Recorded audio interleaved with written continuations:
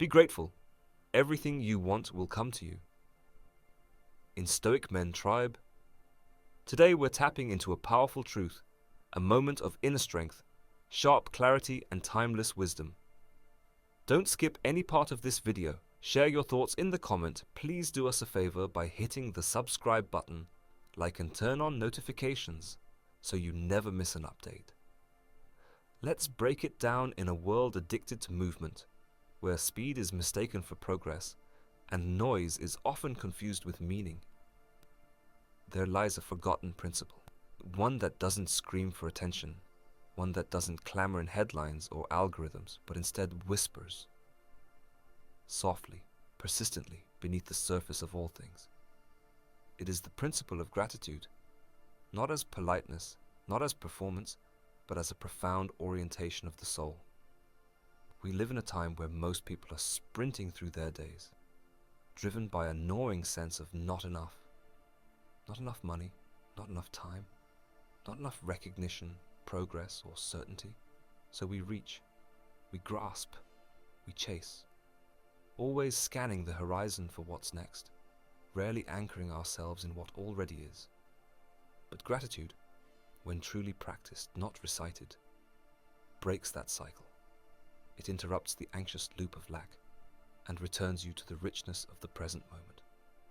Gratitude is not simply a reaction to things going well. It is a discipline, a trained perspective, a courageous rebellion against the pull of scarcity. It says, even if the dream hasn't come yet, I will not poison the present by resenting its pace. Even if the outcome is unclear, I will not withhold joy until I get proof. Even if the world tells me to be dissatisfied until I've made it, I will choose instead to live as if I already have everything I need to take the next step. Because in truth, you do. Gratitude turns your life from a problem to be solved into a miracle to be honored. It doesn't make pain disappear, but it reframes it. It doesn't erase your longing, but it gives you the strength to hold that longing without crumbling under it. You begin to realize there's beauty here, even in the mess, even in the waiting, even in the spaces that feel empty. They are not empty, they are fertile. You start seeing the divine in ordinary moments. The warm cup of coffee, the quiet sunrise, the text from someone who still believes in you, the breath that returned to your lungs this morning. Unpromised, but given. This is not just mindfulness. This is spiritual fortitude. It's how you begin to transform not just what you see, but how you see. Because a grateful soul can walk through chaos without being shattered, can face rejection without questioning its worth, can remain soft in a world that worships hardness, and steady in a world that profits from confusion. Gratitude changes your posture. It takes you out of what am I missing and puts you into what am I building. It shifts you from victimhood to sovereignty. And here's the real magic. When you live this way, with a heart trained to see blessings in disguise, to thank the process instead of just the prize, life responds differently. Not because of magic, but because your internal world is now aligned with receptivity. As the philosopher Lao Tzu once wrote, be content with what you have. Rejoice in the way things are. When you realize there is nothing lacking, the whole world belongs to you. So slow down, return to your breath, return to this moment, and choose gratitude, not as a mood, but as a mindset, not as a trend, but as a way of living, because everything you're seeking may already be within reach, but only gratitude will allow you to recognize it. True gratitude is not a surface-level gesture. It is not the automatic thank you we've been trained to say when things go our way. It is not a performance to be displayed when the sun is shining, nor a transactional habit offered in exchange for comfort, praise, or reward. No, the kind of gratitude that transforms your life is something far more profound. It is an inner state, a chosen orientation, a fierce, quiet commitment to perceiving life not through the lens of entitlement or lack, but through the eyes of deep presence and reverent awareness. It is not rooted in circumstance. It is not dictated by outcomes. It does not need perfection to practice peace. This is the kind of gratitude that does not wait for everything to go right. Instead, it becomes a force that recalibrates how you experience what is already here. Because true gratitude is not passive, it is powerful. It actively reshapes your perceptions. It trains your mind to look for meaning even in the mundane. It rewires your emotional responses, softening your reactions and deepening your resilience. And over time, it realigns your behavior, guiding you toward intentional choices, clarity of purpose, and unwavering inner peace. This is not the kind of gratitude that needs a celebration to feel joy. It can find joy in the stillness. It can bow in thanks even in seasons of loss, not because it enjoys the pain, but because it trusts in the wisdom of what is unfolding. True gratitude is not born from ease. It is forged in discomfort, in the long pauses, in the silent chapters where nothing makes sense but you choose to believe anyway. It is a spiritual discipline, a lens that elevates your entire existence. It doesn't just change your mood. It changes the way you move through life. And when you begin to live this way, when you begin to give thanks not because life is perfect, but because you choose to recognize the perfection within the imperfection, you become unshakable. You no longer measure your worth by what you've received, but by who you've become through the waiting. You stop chasing moments of happiness because you've become rooted in something deeper, a quiet, unwavering reverence for the life that already surrounds you. As the philosopher Marcus Aurelius once wrote, "Do not hanker after what you do not have. Instead, fix your attentions on the finest and best that you have, and imagine how much you would long for these if they weren't in your possession." So pause, reflect, and recognize the miracle of simply being here. Because the moment you begin to live from that depth of gratitude, not waiting for things to be different, but awakening to the beauty of what already is, you step into a life of clarity, grace, and quiet power. Gratitude of this nature is not passive acceptance, it is deliberate awareness. It shifts your psychological and physiological baseline by emphasizing what is present over what is absent and what is unfolding over what is delayed. According to cognitive behavioral frameworks, this reframing of thought patterns contributes significantly to emotional resilience, stress reduction, and improved decision-making. The Stoic philosopher Epictetus stated, "He is a wise man who does not grieve for the things which he has not, but rejoices for those which he has." This statement encapsulates the essence of strategic gratitude.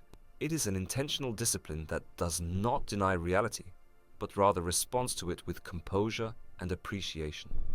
Furthermore, from a practical standpoint, gratitude aligns you with constructive psychological states that are conducive to progress. When you express authentic gratitude, even in uncertainty, you begin to orient your actions and attention not around deficit, but around opportunity. Neurologically, this practice reinforces neural pathways associated with optimism and proactivity, which influence behavior in meaningful ways. It is important to note that everything you seek, whether it is peace, connection, purpose, or prosperity, is not necessarily distant. Often, these outcomes are set in motion by your own alignment, the energy, attitude, and decisions you make in anticipation of them. But for those outcomes to arrive and take root, they must meet a prepared individual, one who is not reactive, but receptive. This preparedness is cultivated through a disciplined practice of gratitude, especially during moments when evidence of success has not yet materialized. That is when gratitude becomes most powerful, not as a response to comfort, but as a declaration of trust and psychological stability. In sum, gratitude is not merely a virtue. It is a strategy, a mechanism through which you stabilize your internal world so that you may influence, endure, and ultimately shape the external one. The outcomes you desire may still be forming, but if your attitude and conduct are already in alignment with their arrival, you significantly increase the likelihood of realizing them. Therefore, do not wait to be grateful until results appear. Begin now. Let gratitude be the framework within which you engage reality. Because in doing so, you create the psychological and spiritual conditions that allow what you seek to find you on time and fully earned. You've grown in places no one saw, in the silent hours where there was no applause, no audience, no reward. You've been shaped by darkness. Not the kind that breaks, but the kind that builds. You've carried pain like sacred weight, molding your strength from moments that would have shattered a less willing soul. There are things inside you now, resilience, clarity, spiritual depth, that were carved through endurance, through silent suffering, through battles you never told anyone about. And that is why your journey is not easily explained, because your growth wasn't loud. It was subtle, sacred, private. So stop asking the question that the world has conditioned you to obsess over. When will it come? When will I finally arrive? When will the reward meet my effort? You must learn to flip the question.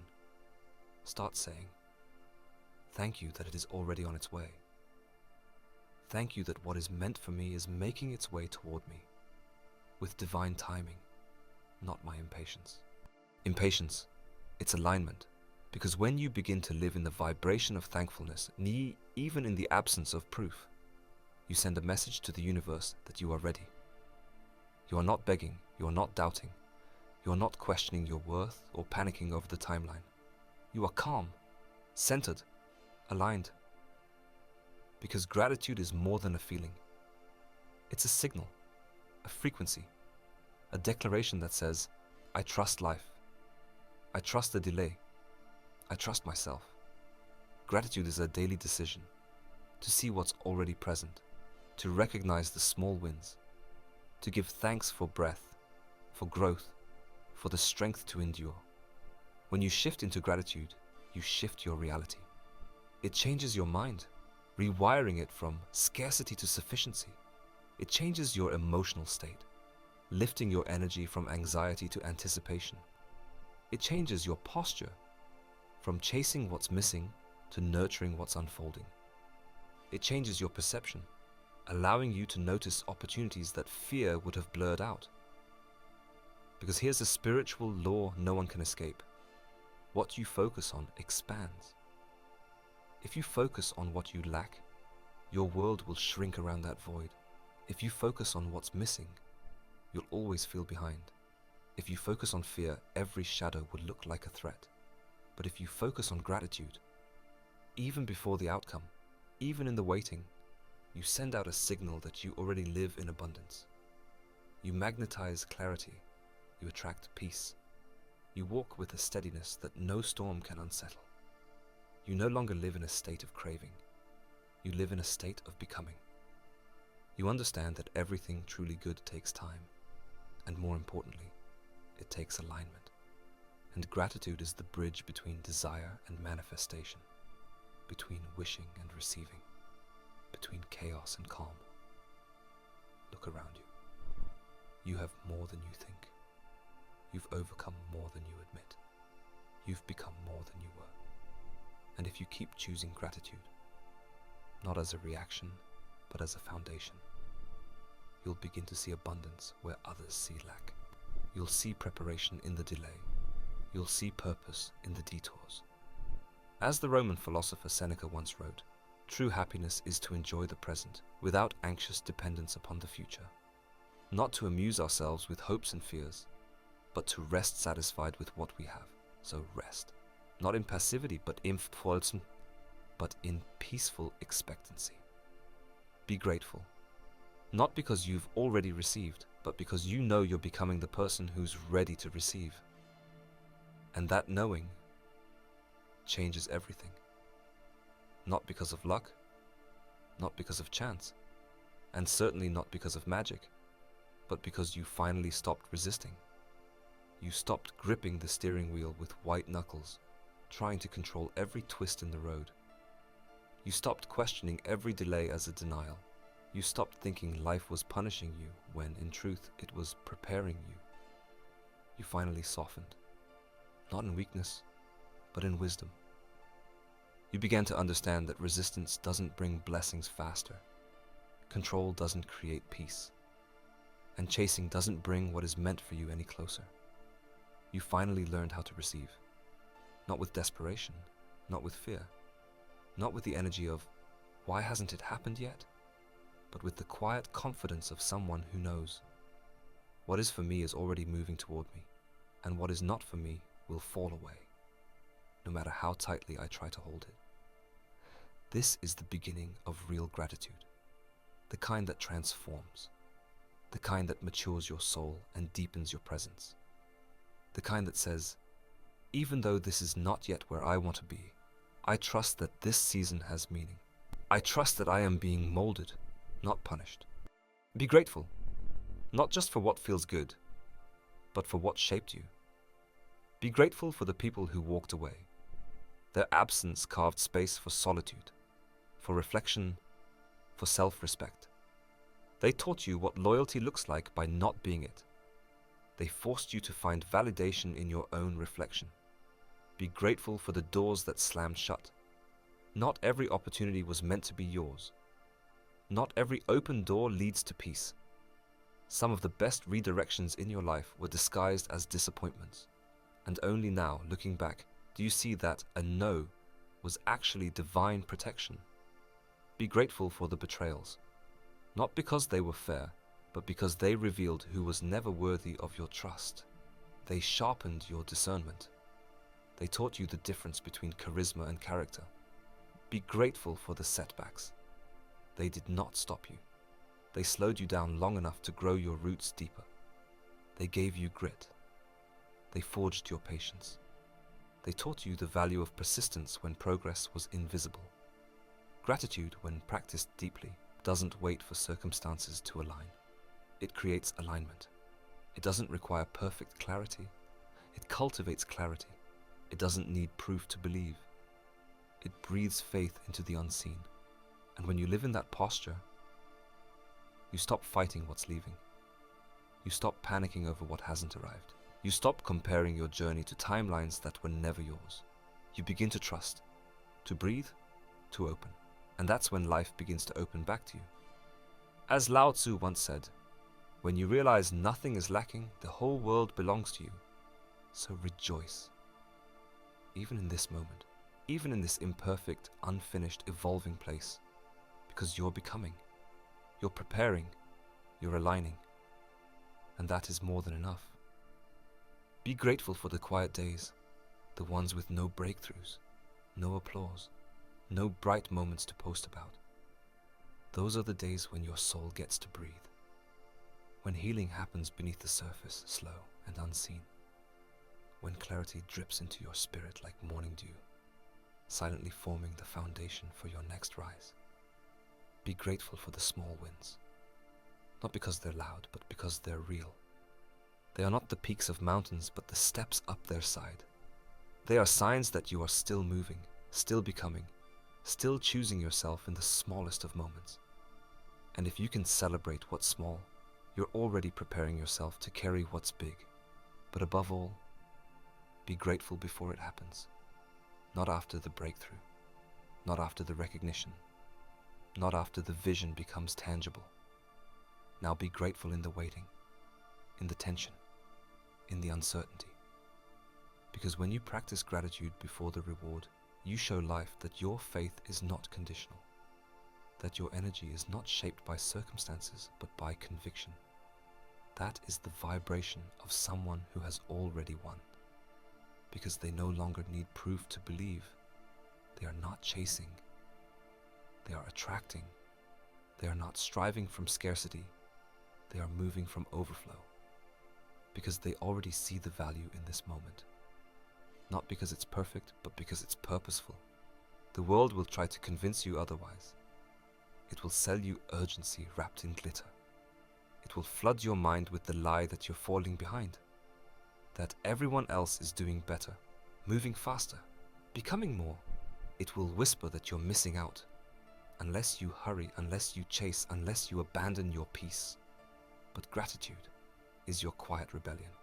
It doesn't shout, it doesn't panic, it doesn't compare. It stands still in a rushing world and says, I don't need to be first. I don't need to be seen. I don't need to force what's meant to flow. Gratitude is not weakness, it is Zhan. It is wisdom. It is a declaration that you are enough, that this moment is enough, and that what is aligned with your soul will never pass you by. It tells life, I am not lacking. I am learning. I am not behind. I am being refined. I do not need more to be more. I am already whole. And in that energy, you become magnetic. Not because you're chasing, but because you're aligned. You become calm. You become clear. You become receptive to life instead of reactive to fear. As the Stoic philosopher Seneca once said, true happiness is to enjoy the present without anxious dependence upon the future. So let today be enough. Let your breath be enough. Let your effort be enough. Let your gratitude fill the space that fear once occupied. And watch how life rises to meet you there. Not because I chase it, not because I grasp for it with desperation or cling to it with fear, but because I embody it, because I have become the version of myself that is already aligned with the life I seek, the version of me that does not beg for blessings, but breathes in certainty, who walks with calm expectation instead of frantic pursuit, who no longer asks, when will it arrive,